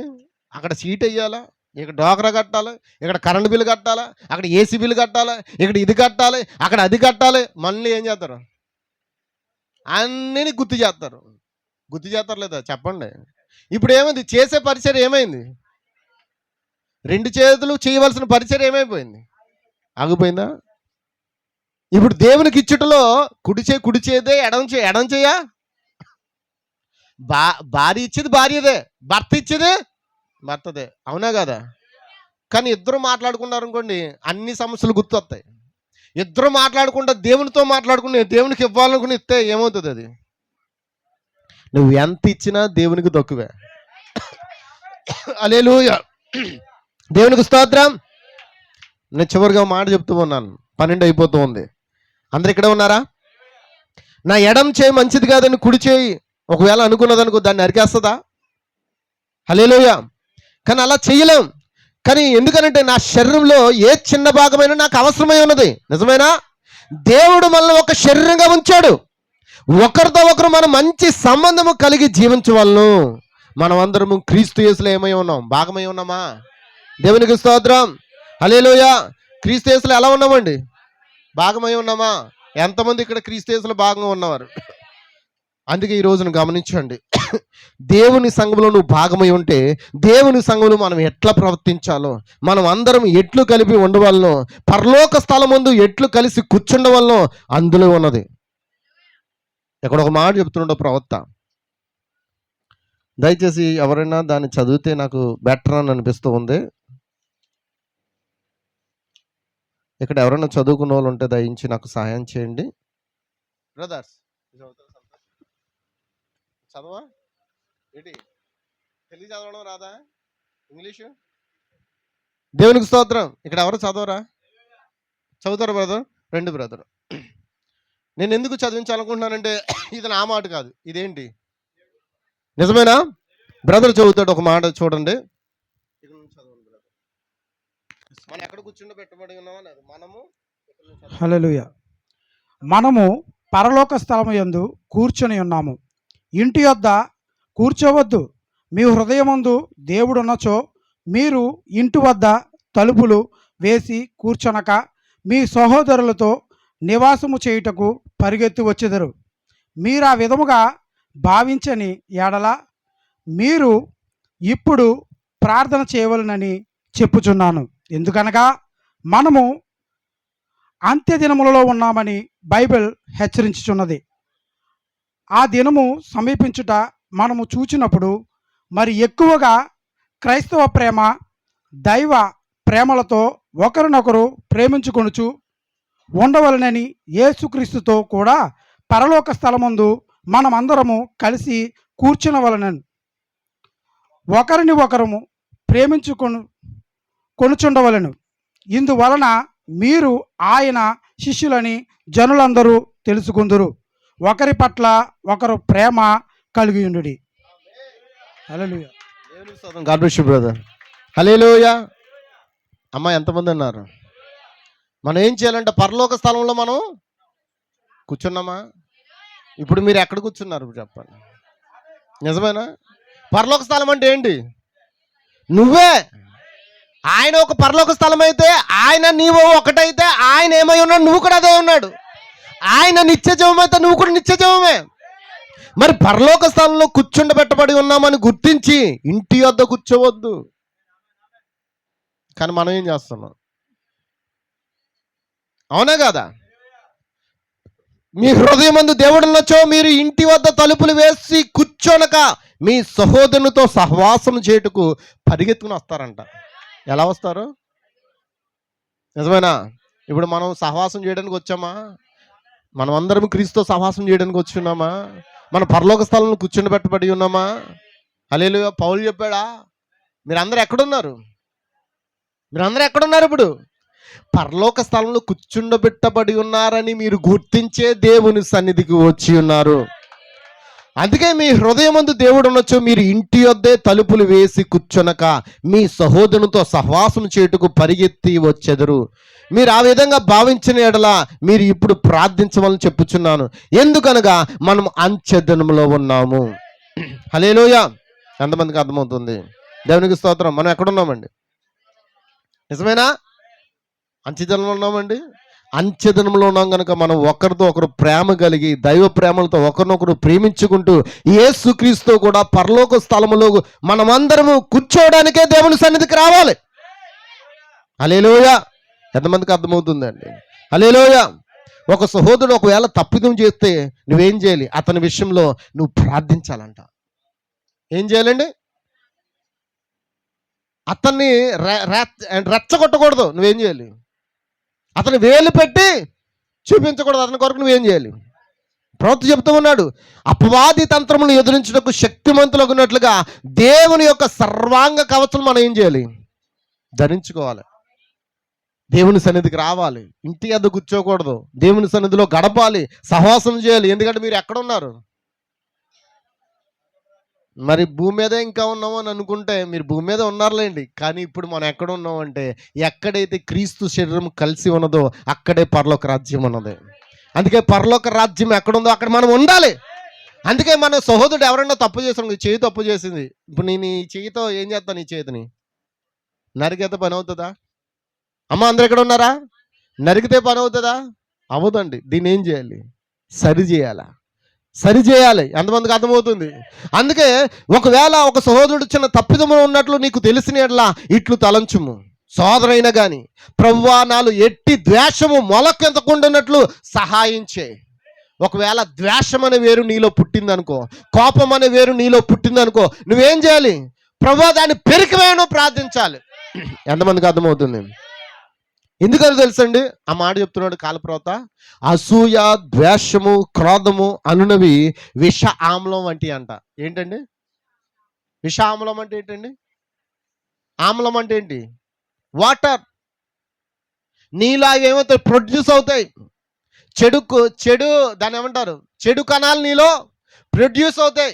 నువ్వు కోపపడినప్పుడు నీ లోపల ఏమవుతుందంటే ఆ ఆమ్లం ప్రొడ్యూస్ అయ్యి నీ లోపల దాన్ని ఏం చేస్తుందంటే ఆర్ట్కి వెళ్ళి ఆ రక్తాన్ని పాడు చేస్తుందంట. నీలో ఆస్తమాన్ని తీసుకొస్తుంది, గ్యాస్ట్రిక్ తీసుకొస్తుంది, అలర్జీని తీసుకొస్తుంది. ఎంతమందికి అర్థమవుతుంది? చాలా విపరీతమైన కారణాలకు గురవుతుంది. కారణం ఏంటంటే కోపం. ఒక ఆమ్లం రిలీజ్ చేస్తుంది. అసూయ నీలో ఒక ఆమ్లాన్ని రిలీజ్ చేస్తుంది. ద్వేషము నీలో ఒక ఆమ్లాన్ని రిలీజ్ చేస్తుంది.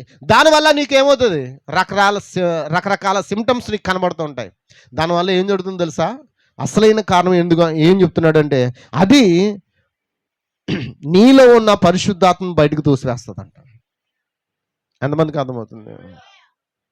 కాబట్టి మనం ఏం చేయాలి? ఒకరి ఎడల ఒకరు ప్రేమ కలిగి ఒకరినొకరు క్షమించుకుంటూ, ఒకవేళ సహోదరుడు తప్పు చేసినా నువ్వు ప్రార్థిస్తూ సంఘంలో ఏం చేయాలి? దేవుని ప్రేమను కనపరచాలి.